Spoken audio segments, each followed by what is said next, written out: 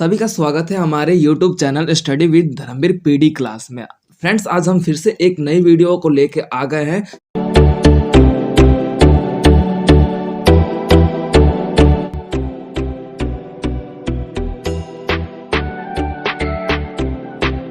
Part भी बोलो, chapter भी बोलो, एनीथिंग एल्स कुछ भी बोल सकते हैं आप। तो चैप्टर नंबर 6 का है। इसका जो अब उद्देश्य की बात कर लेते हैं। उद्देश्य इसमें हम ये देखेंगे कि जो हमारा वर्तमान समय में हमारी स्थितियों में परिवर्तन जो आया है, जो हमने स्थितियों का चयन किया यानी कि चुना है कि भाई राजनीति में इस तरीके की राजनीति की जाएगी, इस तरीके से वातावरण को बेहतर किया जाएगा, व्यापारिक व्यवस्था में बढ़ावा दिया जाएगा। ये सारी बातों को हमने चुनकर ला रखा है और इन्हीं व्यवस्थाओं के अनुसार हम अपने आप को चलाते हैं तथा अपना विकास करते हैं। ठीक है, तो वो हमारा चयन कहलाता है। चयन से हमारा अभिप्राय ये भी है कि जब हमारा ये देखने को मिलता है कि जब हम चुनावी व्यवस्था में देखते हैं तो हम जिस तरीके से अपने उम्मीदवारों को चुनकर हमारे सामने लाते हैं और हमारे उम्मीदवार हमारे द्वारा चुने जाने के परिस्थिति में वो जीत कर हमारे सामने आते हैं, उन्हीं को हम चयन के रूप में कह सकते हैं। ठीक है, जिसके अंतर्गत हम ये देखते हैं कि यहाँ पर जो प्रस्तावनाएं की बात कर ली जाए, प्रस्तावना का मतलब होता है आपका चैप्टर का इंट्रोडक्शन, जो कि पर्टिकुलर ये देखेंगे कि चैप्टर का इंट्रोडक्शन की बात कर लेते हैं। तो चैप्टर का इंट्रोडक्शन में हमारा ये आ जाता है कि जो मनुष्य है वो अपनी आवश्यकताओं की पूर्ति के लिए किसी ना किसी परिस्थिति या फिर किसी ना किसी वातावरण का बोल सकते हो चयन करता है। ठीक है, अब जैसे कि आपने ही अभी क्लास लिया, कहीं ना कहीं अपने माइंड में इस बात को बिल्कुल ही कंठस्थ करके चुना ही होगा ना कि नहीं, मेरे को अपनी क्लास के लिए पढ़ना है। तो ये भी एक चॉइस है, आप नहीं भी पढ़ सकते थे। आपके पास दो ऑप्शंस थे, यानी कि क्लास को इग्नोर कर देना एंड सेकंड ऑप्शन आपका क्या है कि भाई क्लास लेना है, नहीं मेरे को पढ़ना है। तो ये भी तो आपने चुनकर ही क्लास ज्वाइन किया ना। एवरीवन गॉट इट कि चयन का मतलब क्या होता है। अब अब उसके बाद हमारा ये देखने को मिला कि आपका देखा जाता है कि 2017 में तेलंगाना के हैदराबाद, यानी कि जो तेलंगाना का जो क्षेत्र है हैदराबाद, रेडियंट रेडियंट व्यवस्था के अनुसार लिमिटेड व्यवस्था में, ठीक, जो रेडियंट है उसमें एक बात कही गई कि जो लिमिटेड कंपनी है वो सॉफ्टवेयर इंजीनियर का चयन करते हुए अपने आप का आगे बढ़ाए। फॉर एग्जाम्पल, इसमें एक पंक्ति के रूप में, प्रस्तावना के रूप में एक कंपनी के बारे में बता रखा है कि कंपनी में किस तरीके से कोई व्यक्ति जाता है इंटरव्यू के रूप में, तो वो क्या है भाई, उसको हम चुनकर हमने हमारे सामने लेके आते हैं और वही आपका देखा जाता है कि उस कंपनी का बोल सकते हो वर्कर बनता है, मैनेजर भी बनता है या फिर सीईओ बनता है, कुछ भी बोल सकते हैं। तो इस स्थिति में वो भी पहले चुनावी प्रक्रिया के अनुसार ही होता है ना। फॉर एग्जाम्पल, जब हम कोई भी जॉब के लिए फॉर्म भरते हैं, ठीक है, अब उसके बाद हमारा क्या होता है कि देखा जाता है कि रिजल्ट किसका बेस्ट आया, तो भाई उसके बाद गवर्नमेंट चुनता ही है ना, तो वो भी आपका चयन ही कहलाता है। चयन का मतलब यहाँ तक सभी को क्लियर हो गया कि क्या है चयन। अब उसके बाद बात कर लेते हैं, हमारा 6.2 है चयन का अर्थ। चयन का अर्थ जो कि व्यक्तिगत संगठन के अनुसार हमें देखने को मिलता है कि एक मानव जो है अपने सपनों और तथा अपने कार्यों तथा अपने लक्ष्यों को पूरा करने के लिए अपने जरूरतों के अनुसार किसी भी व्यवस्था को चुनकर और उसको अपने जीवन में धारण करता है, वो हमारा चयन कहलाता है। ठीक है, अब जिसके अंतर्गत हम ये देखते हैं कि मनुष्य अपनी क्षमताओं के अनुसार, यानी ठीक है, मनुष्य क्या करता है अपनी क्षमताओं के अनुसार ही तो अपना कुछ भी कार्य को चुनता है कि भाई मेरे को ये कार्य करना है, मेरी शक्ति यही है तो भाई मेरे को ये कार्य करना है। लाइक दैट, जैसे कि आपने अपने अनुसार सब्जेक्ट कोड चॉइस किया, ठीक है, एंड सेकंड ऑफ थिंग आपने 12th में, आपने 11th में क्या किया था भाई कि नहीं यार, मेरे को मेरी क्षमता है कि मैं आर्ट्स से स्ट्रीम से पढ़ सकता, मैं साइंस से नहीं पढ़ सकता। तो आपने क्या किया भाई, आपने आर्ट्स को सिलेक्ट किया, वो चुनकर आप सामने लेकर आए, तो ये भी आपका चयन ही कहलाता है। क्लियर हो गया सभी को। अब उसके बाद हमें यह देखने को मिला कि चयन का जो व्यवस्था है वो संसाधन, यानी कि मानव संसाधन का एक बहुत ही महत्वपूर्ण अंग माना जाता है। यानी कि जिसे हम ह्यूमन रिसोर्सेज बोलते हैं, ठीक है, उसे महत्वपूर्ण माना जाता है।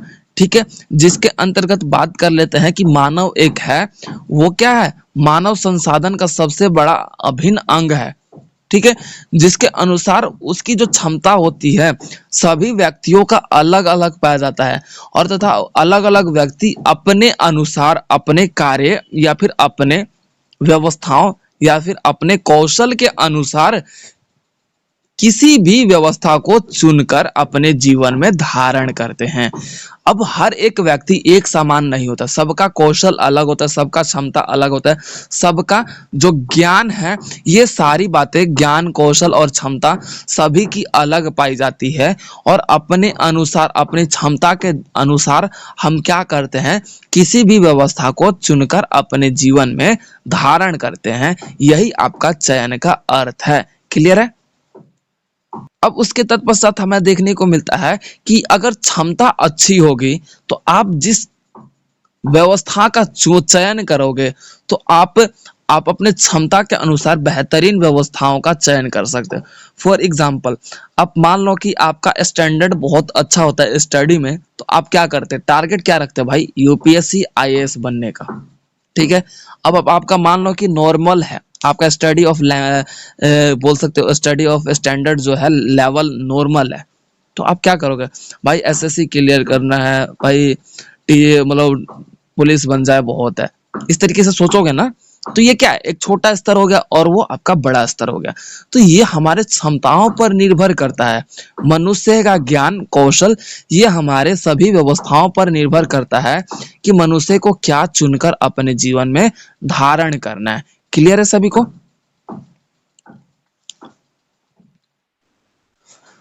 अब उसके तत्पश्चात हमें यह देखने को मिलता है कि अगर मानव सर्वश्रेष्ठ बनने के लिए भी कुछ ऐसी कर्म व्यवस्थाओं को चयन करता है कि ताकि अपने आप को सर्वश्रेष्ठ बना सके, सर्वश्रेष्ठ यानी कि सबसे उत्तम बना सके, स्वयं को सबसे बेहतर बना सके, तो वो क्या करता है भाई, कुछ ऐसी परिस्थितियों का चयन करता है ताकि वो सबसे ज्यादा सर्वश्रेष्ठ हो सके। क्लियर है?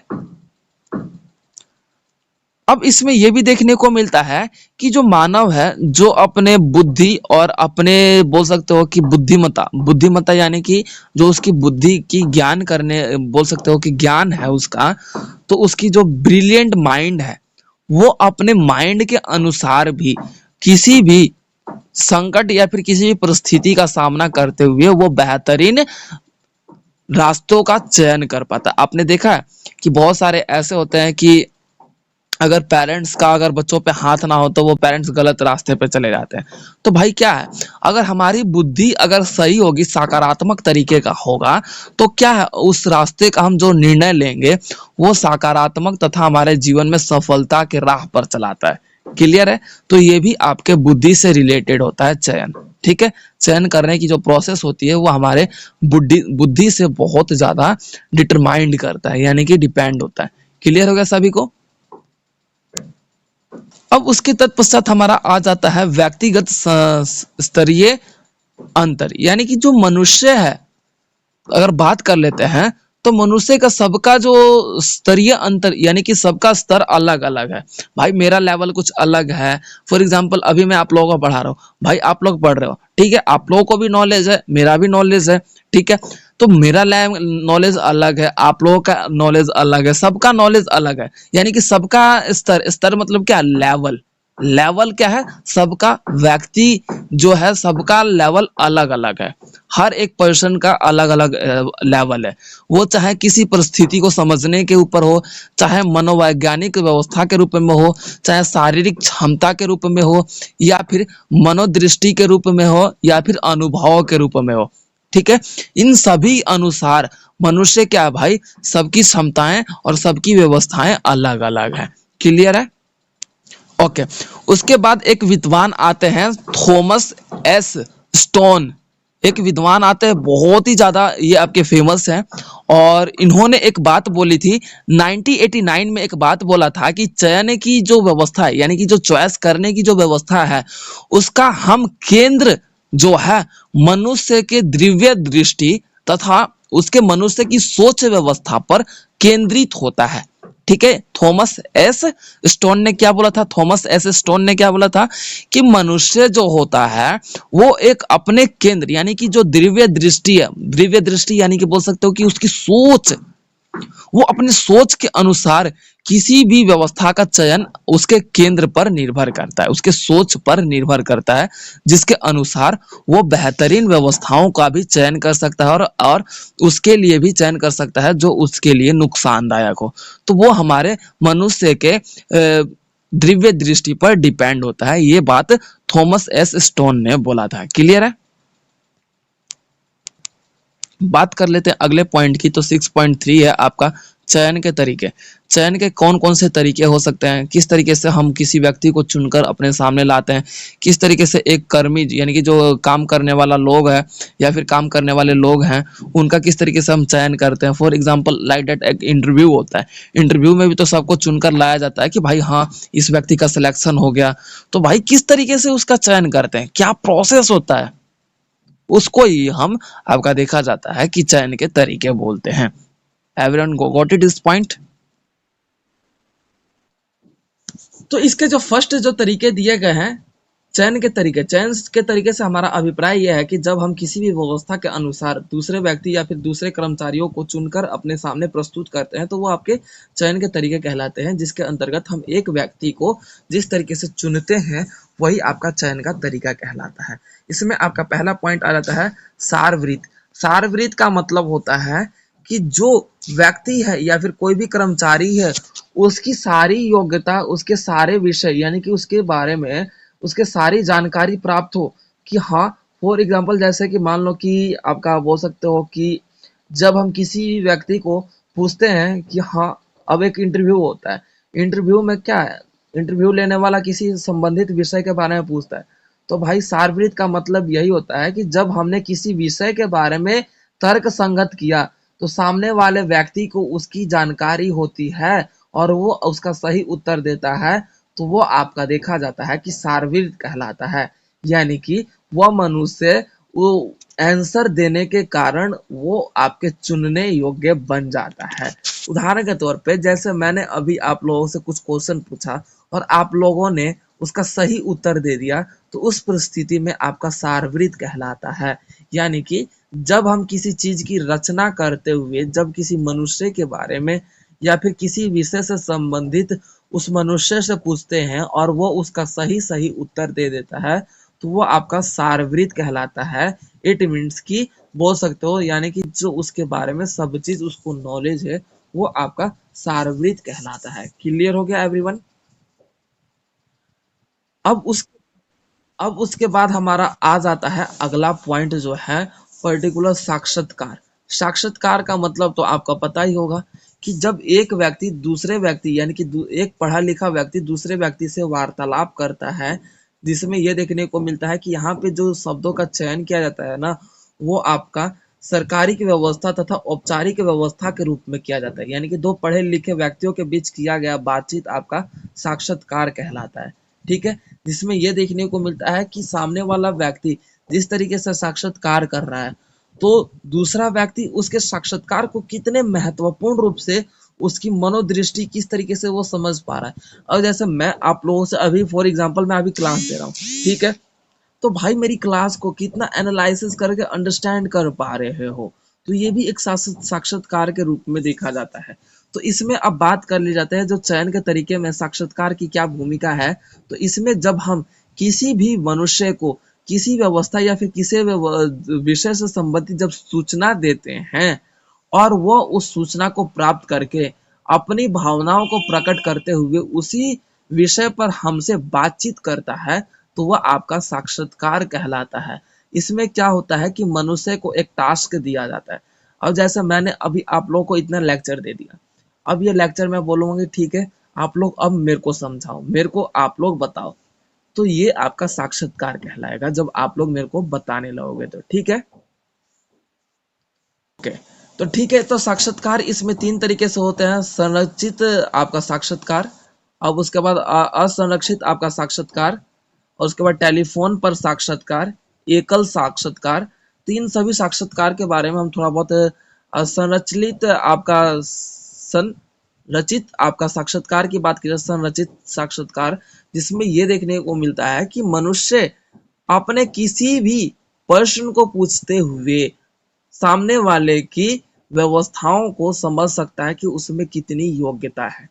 अब संरचित साक्षात्कार का मतलब क्या है कि जब मनुष्य किसी प्रश्न को सामने वाले व्यक्ति से पूछता है और सामने वाला व्यक्ति उसका उत्तर जानता है, तो आपका संरचित साक्षात्कार कहलाता है। इसमें हम किसी व्यक्ति से कोई प्रश्न पूछकर और उसके नॉलेज या फिर उसके ज्ञान, उसके जो बोल सकते हो कि अनुभव के बारे में पता कर सकते हैं। तो वह आपका संरचित साक्षात्कार कहलाता है। अब जैसा कि मैंने आपका देखा कि फॉर एग्जांपल मैंने एमडी से कुछ क्वेश्चन पूछ दिया, एमडी ने उसका आंसर बता दिया, तो भाई मेरे को माइंड में फोकस पता चल जाएगा कि भाई कि हाँ, ये पढ़ा लिखा इंसान है। तो ये आपका संरचित साक्षात्कार कहलाता है। ठीक है। अब उसके बाद असंरक्षित साक्षात्कार, कि जब हम किसी प्रश्न को पूछे लेकिन सामने वाले व्यक्ति को पता भी ना हो और उस समय भी वो आपका सही जवाब दे दे, तो वो आपका असंरक्षित साक्षात्कार कहलाएगा। संरक्षित साक्षात्कार में क्या होता है कि तैयारी भी पहले से कर ली जाती है, यानी कि पहले से प्रिपरेशन भी कर लेते हैं। जैसे फॉर एग्जाम्पल, इसका सबसे बड़ा एग्जाम्पल जानते हो क्या है? सबसे बड़ा एग्जाम्पल हमारे लाइफ से रिलेटेड है, हमारे स्कूल से रिलेटेड है। सरप्राइज टेस्ट, कई बार बोला जाती था ना, मैम सरप्राइज टेस्ट होगा आज, यानी कि बताया भी नहीं टेस्ट के बारे में और डायरेक्ट क्या किया, टेस्ट लेने लगी मैम। तो वह आपका असंरक्षित साक्षात्कार कहलाएगा। ठीक है। अब उसके बाद हमारा फिर अगला पॉइंट आ जाता है टेलीफोन पर साक्षात्कार। टेलीफोन पर साक्षात्कार कहने का मतलब यह है कि कई बार हम अपने बॉस को, कौन सा, अब उसके बाद फिर हमारा अगला पॉइंट आ जाता है टेलीफोन पर साक्षात्कार। टेलीफोन पर साक्षात्कार का मतलब ये होता है कि जब दो व्यक्ति मनुष्य, यानी कि जो अनुभवी मनुष्य जब फोन पर वार्तालाप करते हैं किसी विषय संबंधित या फिर किसी कठोर विषय या फिर किसी महत्वपूर्ण विषय पे, तो वह आपका टेलीफोन पर साक्षात्कार कहलाता है। अब उसके फिर अगला पॉइंट आ जाता है एकल साक्षात्कार। एकल साक्षात्कार का मतलब होता है कि जब मानव अपने व्यवस्थाओं को अपनी सोच दृष्टिकोण के अंतर्गत मनुष्य क्या करता है, दूसरे व्यक्ति से बात ना करके स्वयं के आंतरिक क्रिया से बात करता है कि मुझे लाइफ में ये बनना है, मुझे लाइफ में ये करना है। तो ये भी आपका एक साक्षात्कार कहलाता है। क्लियर हो गया? अब उसके बाद आपका आ जाता है समूह पैनल साक्षात्कार। समूह या फिर पैनल साक्षात्कार का मतलब होता है कि ग्रुप में जब हम बातचीत करते हैं, इसमें क्या होता है कि एक से बहुत से लोग होते हैं, जब हम सभी के साथ एक साथ बैठकर या फिर एक साथ होकर बातचीत करते हैं, सब एक दूसरे से वार्तालाप करते हैं, तो ये आपका साक्षात्कार कहलाता है। ठीक है। ग्रुप यानी कि समूह साक्षात्कार। फिर उसके बाद आपका आ जाता है अगला पॉइंट, आपका देखने को मिलेगा आभासी साक्षात्कार। का मतलब होता है कि आजकल जो व्यक्ति है ना, वो क्या कर रहा है कि उद्योग अलग अलग कंपनियों से जुड़ रहा है। ठीक है। तो अलग अलग कंपनी अलग अलग उद्योगों से जुड़ने के साथ साथ वो उनसे बातचीत करते हैं, उनसे नॉलेज ग्रहण करते हैं। तो हम आपने कई बार देखा भी होगा कि बहुत छोटा व्यक्ति या फिर उम्र में कम छोटा व्यक्ति, वो क्या, उसके पास बहुत से ज्ञान होते हैं, बहुत सी नॉलेज होती है। तो वो ज्ञान कैसे आ जाता है, जब भाई आप अलग अलग सेक्टर में लोगों से बातचीत करते हो, तो आप में ये दिव्य दृष्टि या फिर सोच व्यवस्था आ जाती है। क्लियर हो गया?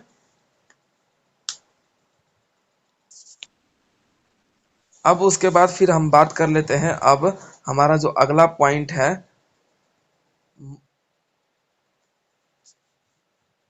अब इसमें चयन करने का जो अगला पॉइंट है आपका मनोमितीय परीक्षा। मनोमितीय परीक्षा का मतलब होता है कि जो प्राचीन समय की बात कर लेते हैं, तो प्राचीन समय की बात आपका देखा जाता है कि मनुष्य क्या है, अपने आप को एक प्राणी के रूप में, यानी कि एक जो बोल सकते हो कि एक ऐसा प्राणी जो जंगलों में निवास कर रहा था, जिसकी मानसिक स्थिति का विकास नहीं हुआ था। तो भाई उसमें क्या है, यानी कि मनोनीतीय का व्यवस्था का मतलब है कि अब क्या है कि मनुष्य अपना विकास करते हुए आगे बढ़ा, और अब क्या है कि अलग अलग परीक्षाओं में वो सही और अपने आप को बेहतर तरीके से करने में सक्षम हो पाया है। उदाहरण के तौर पे क्या है कि मनोमितीय का मतलब होता है कि जब आप परीक्षा में भागीदार हुए, ठीक है। और सामने वाले व्यक्ति आपको चुन लेता है, वो आपकी योग्यता, आपकी कौशल, आपके अनुभव तथा आपके नॉलेज के अनुसार, उसे ही बोला जाता है मनोमितीय परीक्षा। क्लियर है? इसमें अत्यधिक रूप में आपका देखा जाता है कि अलग अलग सेक्टर के अलग अलग लोग, अलग अलग धर्म वर्ग के लोग आते हैं, फिर भी कुछ व्यक्तियों को चुनकर उसे उनके सामने प्रस्तुत किया जाता है, तो मनोमितीय परीक्षा कहलाता है ये। ठीक है। अब उसके बाद फिर हमारा व्यक्तिगत आंकलन। व्यक्तिगत आंकलन आ जाता है। व्यक्तिगत आंकलन का मतलब होता है कि हम मनुष्य का जो चयन करते हैं कि भाई नहीं, ये हमारे लिए ये व्यक्ति बहुत अच्छा होना चाहिए, ये व्यक्ति हमारे लिए अच्छा हो सकता है। फॉर एग्जाम्पल जैसे व्यक्तिगत आंकलन यानी कि चयन करने का एक अगला पॉइंट है व्यक्तिगत आंकलन। व्यक्तिगत आंकलन यानी कि बोल सकते हो व्यक्तिगत एक्सपीरियंस, यानी कि बोल सकते हो कि सेल्फ एक्सपीरियंस की बात कर लेते हैं। तो इसमें क्या होता है कि मनुष्य खुद सामने वाले व्यक्ति को चुनता है कि हाँ ये यार मेरे मेरे दोस्त बनने के लिए काबिल है, मैं इससे फ्रेंडशिप करूंगा तो मेरा ये फायदा होगा। तो ये व्यक्तिगत आंकलन यानी कि खुद का एक अनुभव के अनुसार जब हम दूसरे व्यक्ति को चुनकर लाते हैं या फिर चयन करते हैं, वो आपका व्यक्तिगत आंकलन कहलाता है। क्लियर हो गया?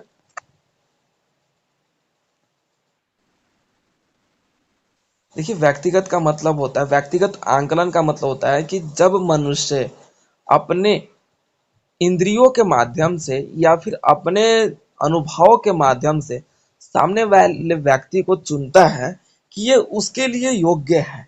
अब जैसे मान लीजिए कि एमडी, आप किसी से फ्रेंडशिप करोगे तो भाई कुछ ना कुछ तो उसका अनुभव करोगे या फिर कुछ ना आंकलन तो यूज करोगे कि भाई इसका नहीं, इसका ये थिंकिंग बेस्ट है तो मैं इसके साथ फ्रेंडशिप कर सकता हूँ, नहीं ये इस एंगल में बुरा है तो मेरे को नहीं करना फ्रेंड्स, इस तरीके से आप अनुभव करोगे। तो ये आपका व्यक्तिगत आंकलन कहलाता है कि हर एक मनुष्य दूसरे मनुष्य का क्या करता है, अनुभव या फिर आंकलन यानी कि एनालिसिस करता है।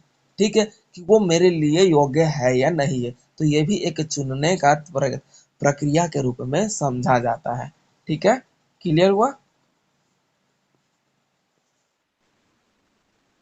अब उसके बाद फिर हमारा अगला पॉइंट आता है 6.4, प्रभावपूर्ण चयन में बाधाएं। यानी कि प्रभावपूर्ण चयन में बाधाएं यानी कि हम जो चयन करते हैं उसको प्रभावित रूप से नहीं कर पाते, उसके क्या क्या प्रॉब्लम्स है कि हम प्रभावपूर्ण व्यवस्था के अनुसार चयन को करने में असक्षम हो जाते हैं। अब मान लो कि आपने कई बार देखा कि कुछ आपको खरीदना होता है, मार्केट में गए तो आपको तीन चार वैरायटी दिखाई जाती है, आप उसमें से कंफ्यूज हो जाते हो कि मेरे को क्या खरीदना है, भाई मैं क्या चुनूं, सभी पसंद आते हैं आपको। तो ये होता है प्रभावपूर्ण चयन में बाधाएं। यानी कि जो आप चुनने वाले हो वो समझ नहीं पाते कि भाई ये किस तरीके से हमें कौन सा हमारे लिए बेनिफिट होगा। समझ में आया? तो ये आपका प्रभावपूर्ण चयन में बाधाएं कहलाता है। ठीक है। अब देखो ये हमारा फर्स्ट पॉइंट आ जाता है इसमें, प्रभावपूर्ण चयन में बाधाएं उत्पन्न करने का। इसमें प्रभाव मंडल प्रभाव, वो प्रभाव मंडल प्रभाव यानी कि यहाँ पे क्या है कि भाई हेलो इफेक्ट होता है। हेलो इफेक्ट का मतलब होता है कि मनुष्य क्या होता है कि प्रभावित यानी कि सामने वाले व्यक्ति को इस कदर से प्रभावित कर देता है कि हम चुनने में असफल हो जाते हैं कि सामने वाला व्यक्ति बेहतर है या फिर वो बेहतर है। आपने नोटिस किया होगा कि कई बार स्कूल में टेस्ट होते थे, भाई आंसर सबके सिमिलर होते थे, कुछ दो बच्चों के, तो मैम कंफ्यूज हो जाते थे यार किसको टॉपर करूँ, कौन फर्स्ट है कौन सेकंड है, किसका नंबर कम का किसका नंबर वो है। तो ये हो जाता है प्रभाव मंडल प्रभाव। यानी कि जब हम किसी चीज का चयन करते हैं तो सामने वाले व्यक्ति का जो दोनों में से चयन करने वाला जो भी व्यवस्था है, वो सामने वाला व्यक्ति जो है वो दोनों ही बेहतर है। तो उस कारण उनके प्रभाव के कारण हम समझ नहीं पाते कि हमारे लिए कौन सा बेहतर है, किसको हमें चुनना चाहिए। जैसे कि मैंने आपको एग्जाम्पल में दे दिया कि जब हम कोई वस्तु मार्केट में जाते हैं खरीदना, तो दो वस्तु आपको दो वैरायटी दिख जाती है, दोनों वैरायटी आपको अच्छी लगती है, तो आप क्या है भाई उस वैरायटी के प्रभाव उनके उसके उस वैरायटी के इफेक्ट से आप प्रभावित हो जाते हो कि भाई किसे चुनूं समझ में नहीं आ रहा। तो ये आपका होता है प्रभाव मंडल प्रभाव। क्लियर हो गया। अब फिर उसके बाद हमारा अगला पॉइंट आता है, अगला पॉइंट होता है पूर्वाग्रह। पूर्वाग्रह यानी कि जब हमारा जो देखा जाता है कि ऐसे ऐसे सिस्टम्स होते हैं, ऐसे ऐसे सिम्टम्स होते हैं कि मनुष्य अपने मेहनत के अनुसार अपने आप को और ज्यादा बेहतरीन कर लेता है। अब इसमें क्या होता है ना, जॉब में इसमें एक एग्जांपल आएगा जॉब का। अब मान लीजिए कि कुछ व्यक्ति है जो बेस्ट है, वर्क बहुत अच्छा कर रहा है, तो वो जॉब कर रहा है भाई, उसका एक बोल सकते हो कि क्या बोलते हैं कि वो भाई मैनेजर के पोस्ट पे है। लेकिन कोई और व्यक्ति आ गया अपने मेहनत को और ज्यादा इंक्रीज करते हुए, अब भाई वो भी मैनेजर पद पे लिए हो जाएगा। तो ये आपका पूर्वाग्रह चयन करने में बाधा उत्पन्न करता है कि इसमें क्या होता है कि मनुष्य की जो शारीरिक क्रियाएं होती हैं उसके मेहनत के अनुसार वो अपने शारीरिक क्षमता तथा शारीरिक क्रियाओं में प्रभावित करती है, जिसके कारण सामने वाला व्यक्ति असमंजस में फंस जाता है। असमंजस का मतलब होता है कि प्रॉब्लम्स में फंस जाता है कि किसको हम चुनकर अब यहाँ पे रखें या फिर किसकी योग्यता बेहतर है। तो ये आपका पूर्वाग्रह प्रभाव कहलाता है। क्लियर है। इसमें आप ये पॉइंट भी ऐड कर सकते हो कि पूर्वाग्रह का मतलब होता है कि सामने वाले व्यक्ति नहीं, की बात कर लेते हैं, हम प्रशिक्षण की बात कर लेते हैं। तो इसमें देखा जाता है कि सामने वाला व्यक्ति जो है वो किस तरीके से प्रशिक्षण कर सकता है, यानी कि अपनी ट्रेनिंग को लेके कितना बेहतर कर सकता है अपने आप को। तब जाके हम, जैसे आपका देखा जाता है आर्मी की ट्रेनिंग होती है। आर्मी की ट्रेनिंग होती है, क्यों होती है भाई? आर्मी में सिलेक्शन करने के लिए, यानी कि चुनने के लिए तो जॉब की देखी जाती है, प्रशिक्षण किया जाता है। तो इसमें ये होता है कि प्रशिक्षण के दौरान, यानी कि परीक्षण के दौरान जब कोई भी मनुष्य या फिर कोई व्यक्ति अपने आप को बेहतर कर पाता है, तो बहुत से ऐसे लोग होते हैं वो उस अंक या फिर उस स्थान पर आ जाते हैं जिसको हमें चुनने में बाधाएं उत्पन्न होती, हम उनके बीच चयन करने में असमर्थ हो जाते हैं। ठीक है। अब मैंने जब आपको आपको क्लास का उदाहरण दे दिया था कि क्लास में दो स्टूडेंट टॉपर है, दोनों का रीज मतलब लिखने का तरीका भी और मतलब राइटिंग बहुत अच्छा है, सब चीज अच्छा है। तो मैम कंफ्यूज हो जाती है, यार ये कौन, किसको मैं टॉप बनाऊं, किसको फर्स्ट रैंक दूं। तो ये आपका प्रशिक्षण व्यवस्था हो जाता है। ठीक है। अब उसके बाद आता है परीक्षण। अब देखो परीक्षण में क्या अंतर होता है कि जब परीक्षाएं होती हैं, ठीक है, परीक्षाएं जो कि मैंने आपको एग्जांपल दे दिया, तो उन परीक्षाओं में जो अंक ग्रहण करने की व्यवस्था है, तो इसमें कई बार ये देखने को मिलता है कि बहुत से बच्चे हैं एक अंक यानी कि सिमिलर अंक, एक जैसा अंक प्राप्त करते हैं, तो उस व्यवस्था में भी हम उन व्यक्तियों को चुनने में असमर्थ हो जाते हैं। ठीक है। तो ये था आपका पूरा चैप्टर। अब उसके बाद हमारा आ जाता है अगला पॉइंट, संक्षिप्त। संक्षिप्त यानी कि 6.5 है। 6.5 की बात कर लेते हैं। संक्षिप्त का मतलब होता है कि इस चैप्टर में आपने जो जो बातें पढ़ी, यानी कि आपने 9th और 10th में जैसा पढ़ा होगा, साइंस में तो एक समरी नाम का बॉक्स होता था, ब्लू बॉक्स होता था, तो उसमें पूरे चैप्टर का जो इम्पोर्टेंट पॉइंट होते थे उसे बोला जाता है संक्षेप या फिर निष्कर्ष या फिर आपका बोल सकते हो कि संदर्भ। ठीक है। तो उस स्थिति में आपका देखा जाता है कि वर्तमान स्थिति में आज जो व्यक्ति है वो अपने शिक्षा व्यवस्था को लेके आगे बढ़ रहा है और अपने शिक्षा व्यवस्था को बेहतरीन करने के लिए साक्षर बन रहा है। साक्षर साक्षर यानी कि पढ़ा लिखा इंसान बन रहा है, जिसके कारण अलग अलग परीक्षाओं में कई बार ऐसी स्थितियां उत्पन्न हो जाती हैं कि हम दोनों बच्चों में से, दोनों व्यक्तियों में से चुनने में असमर्थ हो जाते हैं।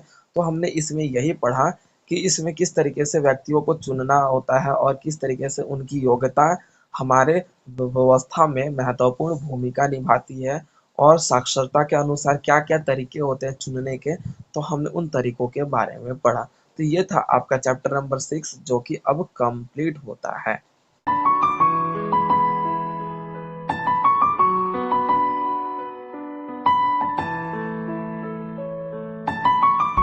तो वीडियो को like, comment, share and subscribe करना ना भूलें।